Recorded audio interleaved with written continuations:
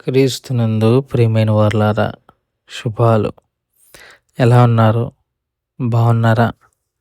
నిన్నటి దినము ఎలా గడిచింది? ప్రభువుకు మహిమకరంగా జీవించారా? జీవించినట్లయితే ఆయనకు స్తుతులు. లేని ఎడల ఆయన మనల్ని క్షమించునుగాక. నేటి దిన ధ్యానాంశము 33వ కీర్తన 14-15 చరణాలు. 33వ కీర్తన 14-15 చరణాలు. తానున్న నివాస స్థలములో నుండి భూలోక నివాసులందరి వైపు ఆయన చూచుచున్నాడు. ఆయన వారందరి హృదయములను ఏకరీతిగా నిర్మించినవాడు. వారి క్రియలన్నీ విచారించువాడు, వారిని దర్శించువాడు. దేవుని వాక్యాన్ని మన వెనుకల్లో దీవించి ఆశీర్వదించునుగాక. చదవబడిన లేఖన భాగంలో ప్రధానంగా వారందరి హృదయములను ఏకరీతిగా నిర్మించిన వాడు అని ఉంది. అంటే దేవుడు అందరి హృదయాలను ఒకలాగే నిర్మించారు. కానీ పాపము మనిషి మనస్తత్వాన్ని విభిన్నంగా ఆలోచించేలా చేసింది. దేవుడు ఆదామును అవ్వను చేసినప్పుడు ఏకరీతిగాను ఏకశరీరులుగాను దేవుడు వారిని చేశారు.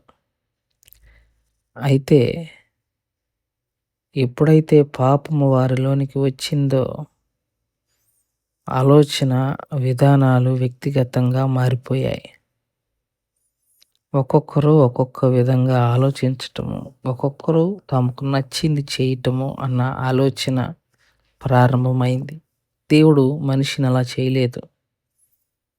అందరూ ఒకలాగే స్పందించేలాగే చేశాడు. అందరూ సున్నితంగా స్పందించేలాగే దేవుడు వారిని చేశాడు. కానీ మనుషులు మారారు పాపం వలన. అయితే దాని నుంచి ఇక్కడ వాక్యంలో అంటున్నాడు, ఆయన నివాస స్థలములో నుండి మనల్ని అందరినీ ఆయన చూస్తున్నాడు అట. అక్కడి నుంచే వచ్చింది కదా ఆయన చూచుచున్న దేవుడు అని. సో ఆయన మనందరినీ గమనిస్తున్న దేవుడు.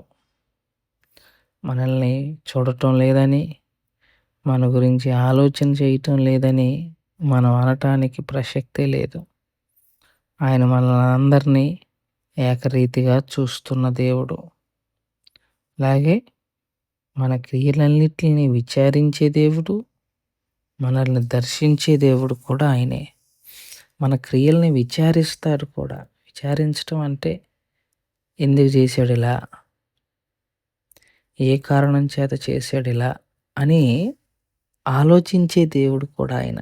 అందుకే దేవుడు మనల్ని ప్రేమించగలుగుతున్నాడు. మన హృదయ రహస్యములు ఎరిగిన దేవుడు కాబట్టి ఆయన మన హృదయాలను పరిశీలించి మనల్ని హృదయాలను నిర్మించిందే ఆయన కాబట్టి మనం తప్పు చేసినా ఆయన మనల్ని క్షమించగలగటానికి గల కారణం ఏంటంటే మనం చేసిన దాన్ని ఆయన విచారిస్తున్నాడు. ఎందుకు ఇలా చేశాడు, ఏ కారణం చేత చేశాడు అని ఒక్క నిమిషంలో మనిషిని క్షమించగలుగుతున్నాడు. ఎందుకంటే మనల్ని చేసినప్పుడు, మనం చేస్తున్న పనులను చూచినప్పుడు ఆయనకు వెంటనే 103వ కీర్తనలో ఒక మాట ఉంటుంది, మనం వట్టి మట్టి వారమని, ఊపిరి వంటి వారమని ఆయన తలంచుచున్నాడు అని ఉంటుంది.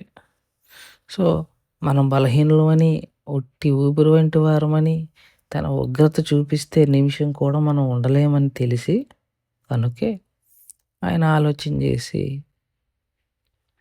మనల్ని తొందరగా మనం చేస్తున్న తప్పులను రియాక్ట్ అవ్వకుండా మనల్ని క్షమిస్తూ వస్తున్న దేవుడు. అలాగే వారిని దర్శించువాడు అన్న మాట కూడా ఉంది. అవసరం వచ్చినప్పుడు వారిని దర్శిస్తాడు. ఎలా?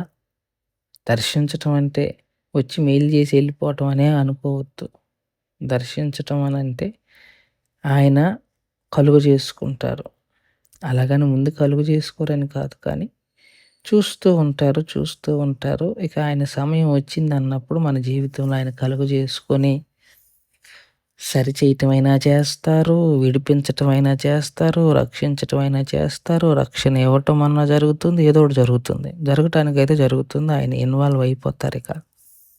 అవకాశాలు ఇస్తూ, ఇస్తూ, ఇస్తూ ఉన్నప్పుడు ఇక ఆయన అనుకున్న రీతిలో మన ప్రవర్తన లేదు అన్నప్పుడు ఆయన డైరెక్ట్‌గా ఇన్వాల్వ్ అయిపోతారు, దర్శిస్తారు. దర్శించి బలహీనతో లేకపోతే ఆర్థికమైన, మానసికమైన ఏదో ఒక సంబంధమైన పరిస్థితిని మనల్ని నెట్టేసి మళ్ళీ అక్కడి నుంచి మనల్ని సరిచేసే ప్రయత్నం చేస్తుంటారు. ఇది మనం గమనించాలి దేవుడి విషయంలో. కనుక మనల్ని ఒక రీతిగానే చేశారు.